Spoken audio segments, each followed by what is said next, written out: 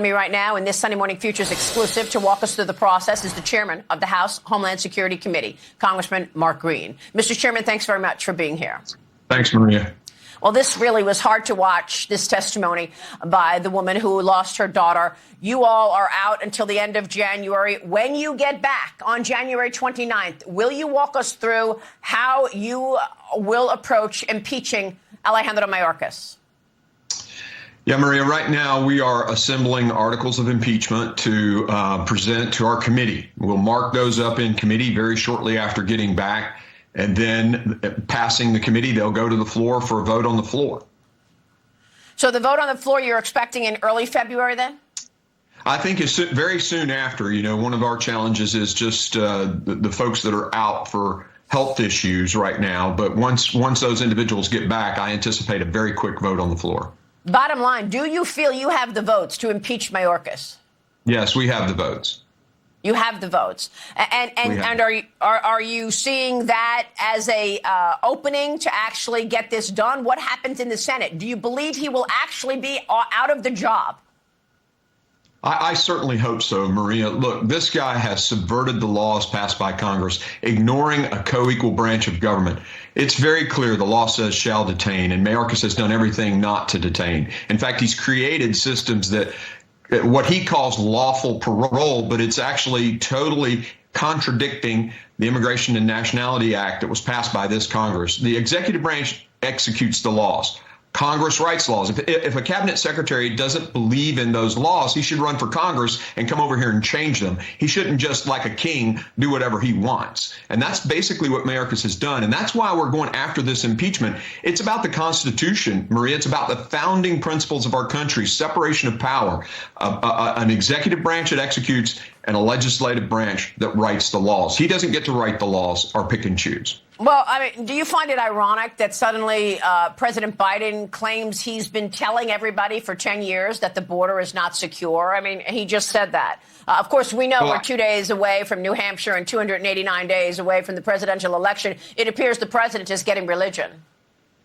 Now, I think what's happening is he's recognizing this is an 80-20 issue for the American people. The American people, even Democrats. I mean, I have Democrats that are my colleagues in the House telling me that he should be fired. But it's unfortunate. They're probably going to vote to not impeach. But the truth of the matter is every American recognizes that they're not safe with this open border. His lawless actions have resulted in 150,000 fentanyl deaths. The cartels metastasizing across our country, controlling the gangs that are in our country and in our cities. Of course, the terrorists. You and I have talked before on your weekday show about the 28,000 Chinese that have come into this country in the last year, many of them military age with prior associations with the PLA. I mean, he has put the national security, the safety of Americans at massive risk, and that impact is because of his lawlessness. He has to go.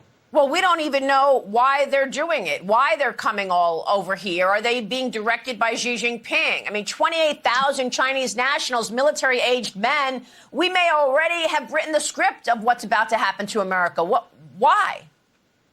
Well, I don't understand why they're allowing it. I can tell you that Xi Jinping he saw what happened in Ukraine. The Russians infiltrated people. They immigrated into Eastern Ukraine. And then they basically, when the attack happened, those guys became the saboteurs. Now, if you look at the numbers prior to this last year, the highest number of Chinese nationals was 1,800. And suddenly in a year, it's 28,000. And you can't get a plane ticket in China without a correct social credit score. The Chinese know when you're flying to El Salvador and coming to the United States. Well, this is all very disturbing, and the reason that we're constantly asking the question whether or not Joe Biden is compromised. But let me go back to this impeachment hearing. Why now? Why not a year ago? I mean, you just heard your colleague, Michael McCall, say we should have done this a year ago. And we're still talking about it. You can understand the frustration on the part of Republican voters, your constituents who say, you all can't get it done. Maria, I'm frustrated. I would love to have done this a year ago, but because there are colleagues, and these are some Republicans who think that there ought to be a judicial, methodical due process, we did that in our committee. We did a 5-phased investigation over the course of the last year, looking at his dereliction of duty, looking at the human cost to the country, looking at the financial cost of the country, looking for waste, fraud, and abuse. And we have finished that report in December, and now we're moving forward with the impeachment. We did that methodical process to educate the American people and hopefully educate a few Republicans that felt that was a necessary process.